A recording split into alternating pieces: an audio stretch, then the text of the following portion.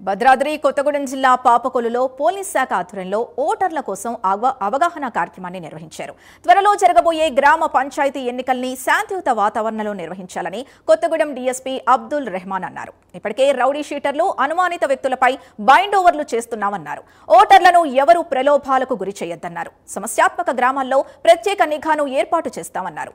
3 విడతల్లో జరిగే గ్రామ పంచాయతీ ఎన్నికలకు స్థానిక పోలీస్ సిబ్బందితో పాటు ప్రత్యేక బలగాల్ని ఏర్పాటు చేస్తామని డీఎస్పీ అబ్దుల్ తెలిపారు. ప్రతి ఎలక్షన్ కి బైండ్ అవుట్ అవుతాం.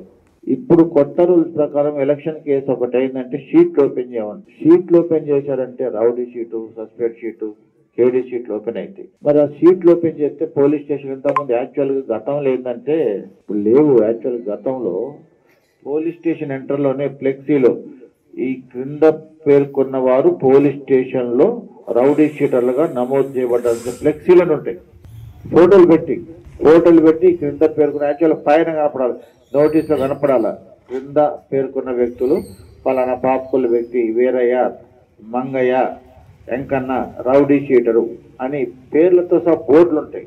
యాక్చువల్గా గతంలో ఉంటాయి. ఇప్పుడు మరి మన వాళ్ళు బోర్డులు పెట్టట్లేదు. అయితే గతంలో పోలీస్ స్టేషన్ ఎంటర్ కాగానే బోర్డులు ఉంటాయి అన్నమాట.